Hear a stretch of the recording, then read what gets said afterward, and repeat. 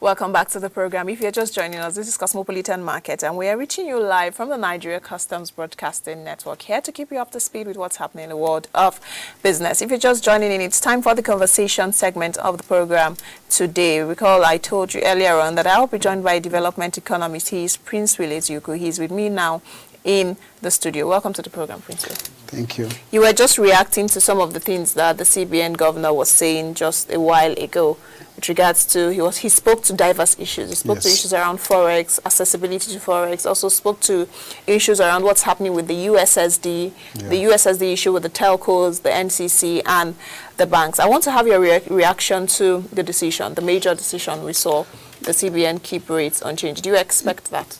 Yes, I think personally I was happy because we need some level of stability, and we investors want to see that, okay, this is the policy direction the government wants to take.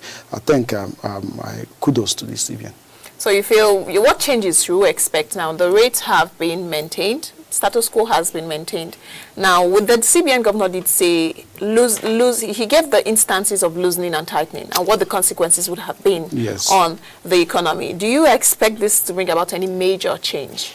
Yes, there is this perception and some level of comfort it will bring to the market. That's the major thing, and investors will, they can predict, at least you can, to a large extent, estimate that, okay, this is what the CBN want to achieve.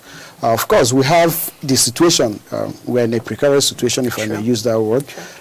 We are faced with a rising inflation rate, at the same time a rising unemployment rate. So the two issues, they are serious issues that every government, every monetary policy regulator must be concerned.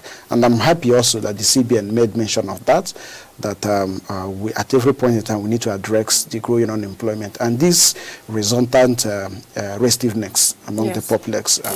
Understanding that we are a youth country, so I feel it's a good one. A couple of issues that the CBN also proposed, to increase its development finance sector, its contribution, and then the charge also to banks to ensure more access to borrowers. I think it's a good one.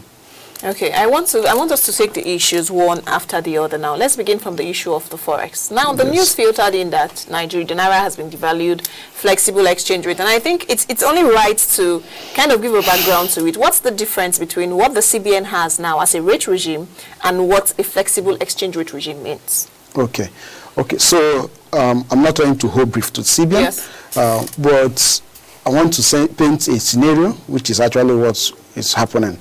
So we have the exchange rates, which is one of the major core functions of the CBN. The development finance, which the CBN is delving into, is the secondary function. So the primary function of the CBN is to ensure that the country's currency is very strong, competitively in the international market.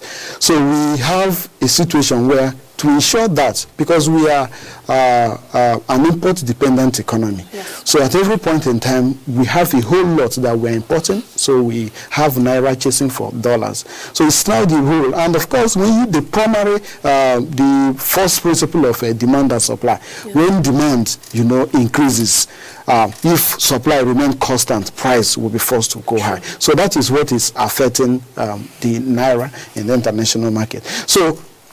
So this is the situation. A whole lot of us are important things, so we need access. You have medical tourism, you have those going for schooling abroad. A whole lot of people are schooling, a whole lot of Nigerians are schooling outside, and the number of people that. So at every point in time, we are having negative net import of currency. So that continues to mount pressure on the Naira. Therefore, if the government says now it's flexible, what it means is that let the forces of demand and supply, control it. And of course, if we allow the forces of demand and supply to control it, that means there might be a free fall. because all the fundamentals on the indices that should support the naira are not really too strong. So we are not exporting much outside the crude. So if the resource, if the remittance we are getting from crude export is not enough, of course, what will support the naira? So, and the diaspora remittance, which for the past couple of years now have been one of the major inflow of forex into the country, yes, have continued to fall. Reason being, of course, last year there was complete lockdown globally, sure, so it's understandable. So that is the major concern.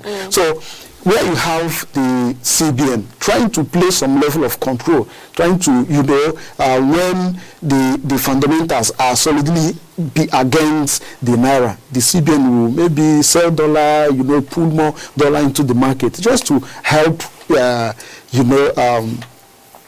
lessen that impact. So, but the situation here is that the forces of demand and supply will control it. Are you what are your thoughts on the current regime being operated in Nigeria, foreign exchange regime?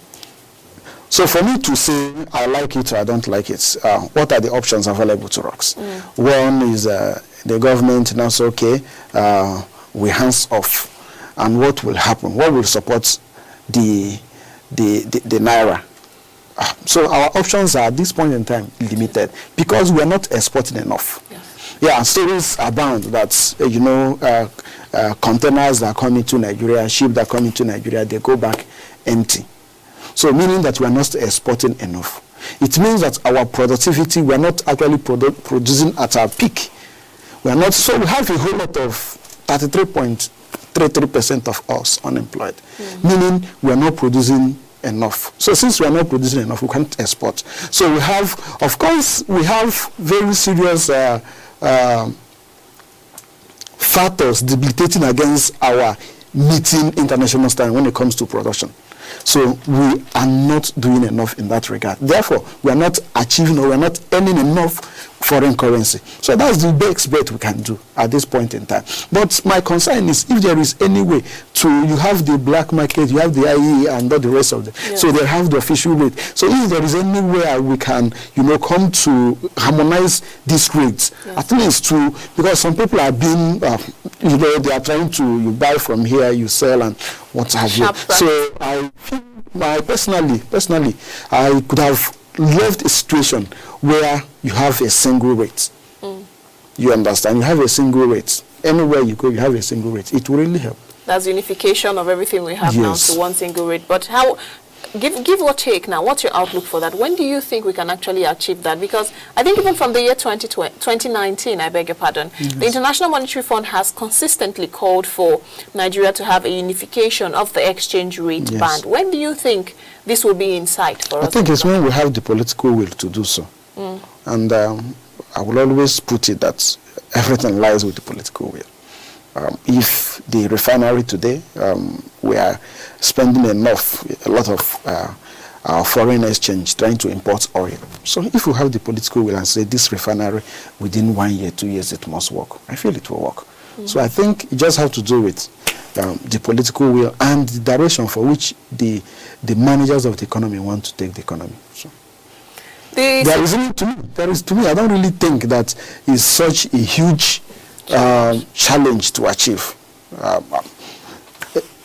With the information I have, I don't think it's a huge. But when I'm exposed to additional information, maybe I can speak the other way. The CBN governor also spoke to issues around inflationary pressures in the country, and he categorically said that needs to be addressed because we know that's among one of the core mandates of the CBN. And he spoke to issues around insecurity and how that is hampering helping in the surge in inflation. What are your thoughts on some of the comments he made? I completely agree with him. Inflation is one. There is some level of inflation that you need in an economy, because the more there is an inflation, normal, all things being equal, people will be encouraged. There will be incentive to go into production, right? Fine. But when there is too much inflation, So it means that people, the country's purchasing power at every point in time is being eroded. So we a single digit, inflation, which will support, which will give investors incentive to go into production. At the same time, too, that will not be astronomical for those who want to go out to borrow and all the rest of them to do so. So my view is every effort that needs to be taken to curtail inflation must. So if we go back to the charter of the CBN, what the CBN said they want to achieve this period, they said they want to achieve single digits. And at this point in time, we are doing 17 points. So I feel, of course, if that is my pass mark, if that is their scorecard, I think they are not doing too well. So the question, what are the things, pushing the inflation? So we need to address, we need to identify those factors that are pulling those inflation so that we'll see how we can address it. Then one of them is the insecurity. Farmers are not going back to the farm. And if farmers do not go back to the farm, there is no way they can produce. And if we don't produce, there is no way we can sell. So automatically the supply here is reduced. And if the supply is reduced and demand remains the same, so price will continuously go up. Therefore, inflation will continue to rise. So that's one angle of it. Another angle is the fuel issue. Then we keep, of course, we are now no more subsidy. So whatever happens, whatever the price that happens in the international market, as far as oil is concerned, then we will have to factor that in. So what will happen if oil gets to $100? It's 60, and so many people don't want to sell again because they are expecting government to increase it to 200. And so what happens? What happens if tomorrow? Because very soon countries will start, opening the economy fully, and then production will commence in earnest, and therefore the demand for oil will increase. So what happens? So maybe we'll be looking at 300 or 400. So that's one. With this, of course, we have the positive relationship, correlation between fuel, that's transportation, and inflation. Of course, if the trader there from Kano, he will add the cost of transportation to sell. So those are the components that we need to address. Another thing is also the cost of capital. The cost of capital in Nigeria is high. The cost of capital is high. So we need to reduce the cost, because all this, for you to be able to understand what are the things that are pulling the inflationary figure, you need to understand what are the components that make up inflation, that lead to inflation. So you have the cost of electricity, which is also increasing. Yes. So all this definitely, there is nothing you will do when all these factors, are heading east. You can't do anything. Inflation must continuously rise. So we need to address, and I'm happy that the CBN is coming out and talking about the TCN. I think it's very key, because when you look at that, chain, you see where the bottleneck is, and you need to address that bottleneck. And when we do that, I think.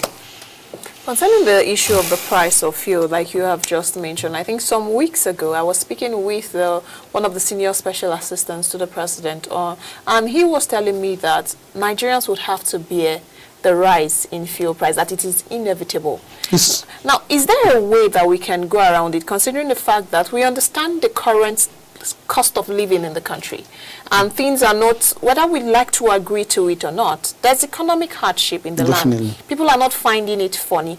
Is there a way around it whereby some of this risk can be mitigated? Yes. So the question now is, the answer is the political will. See, you don't allow, you don't leave a factor that is outside your control unmitigated. So Nigeria, we mine crude oil, export it, then import refined crude oil. That's fuel and what have you. Now, the question is, why haven't us as a country addressed our refineries? Now, we're talking about going to work on 1.8 billion 1.8 billion to do a turnaround. The 1.5 billion for Port Harcourt. Yes, for Port Harcourt. Yes. Now, and I took time to go through the project management time frame. Yes. So even in the next, by 2023, we will not be able to achieve that. So all our hope is that an individual's refinery, which has less than 700,000, right, production capacity, so it won't even meet the demand. So if the refineries are working and we are producing something, even if it's 1 million, right, now, and the government say, I'm no longer interested in paying subsidy.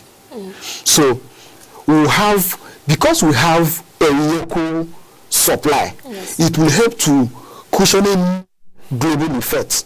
But at this point in time, we do not. So we are left to whatever that happens in the international market. We're left. So there is that risk factor. We left it unmitigated. At this point in time, all of us have to put on our thinking caps. I want you to speak to some of the interventions the CBN governor also reeled out. He reeled out a lot of interventions that we have seen from the CBN. 107.60 billion naira disbursed to boost dry season output. Yeah. Now we had 1.487 trillion naira under the agricultural programs. 686.59 billion naira under commercial agricultural credit scheme, and also monies that were disbursed under the targeted credit facility for the COVID-19 to cushion the impact of the COVID-19 pandemic on lives and livelihoods. That's for household and SMEs. What are your thoughts on the impact of these interventions that we have seen so far? Yes, I will be speaking to the ones that were used, judiciously. And when I mean by that, the ones that actually met their targets. We know how some of these interventions happen. Most times, the people that really need these fundings, most times they don't, get it. While I was with, what was that their name again? Women farmers. So we are discussing. So that was when I heard these political farmers and real farmers. So the interventions, they are welcomed. I think it's a welcome development, because anytime you have a critical junction, a serious headwind like we had last year, the issue of COVID, that came with falling, rising inflation, rising unemployment, then close to zero sales for companies, and then which automatically will lead to business closures and what have you. You need the government. Now, and I must say, the CBN really tried. And that is not without some lessons learned. I think we can do more. And what I mean by that, there is need for data. There is need for data. We need to be able to, whenever we are giving some of these interventions, we need to get it down to the actual people that need such intervention. And also, sorry to cut you short, there's also, I was reading an article, and there was the person who wrote the article was talking about monitoring and evaluation. That's where we get it wrong most times in disbursement, and not just with the CBN now, because the criticism was for most disbursement that have come out, even for the NSIP. Yeah.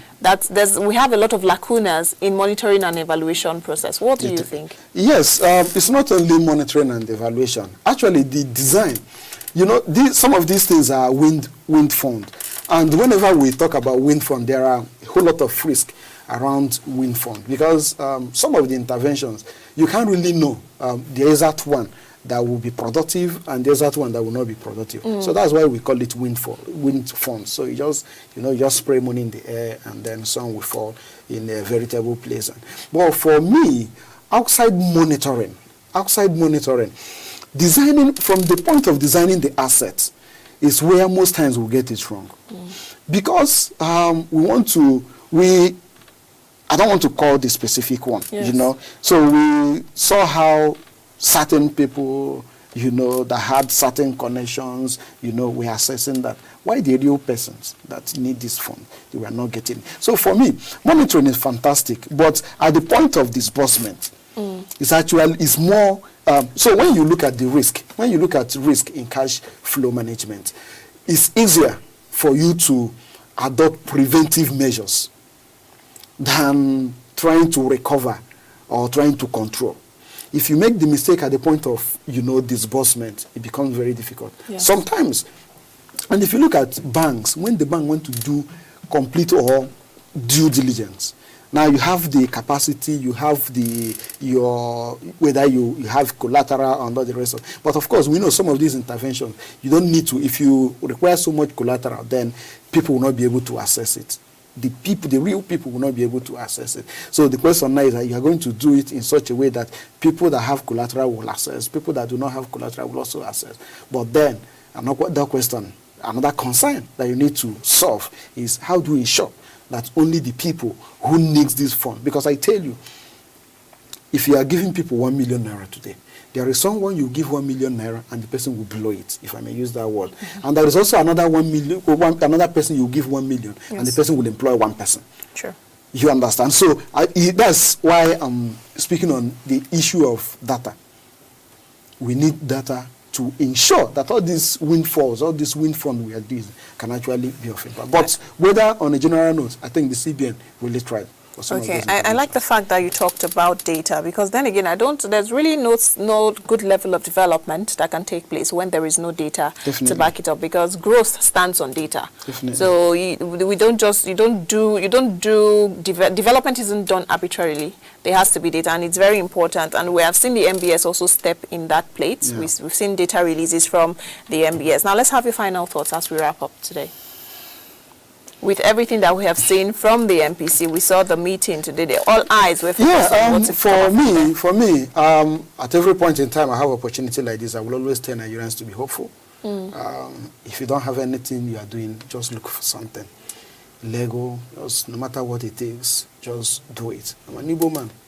My place, no matter how small, even if you don't have shop, you go to somebody and learn. Yes. But at every point in time, please look for something doing.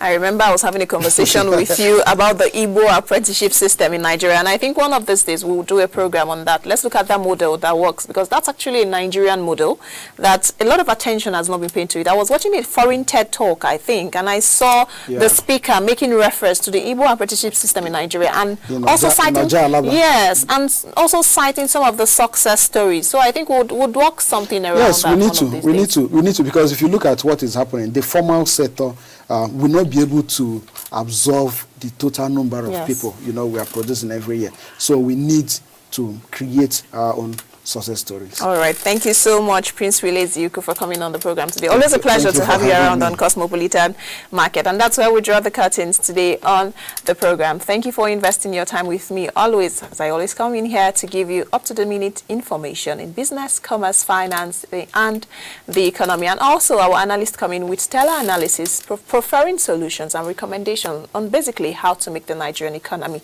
better. My name is Christiana Amodu. The news is up next.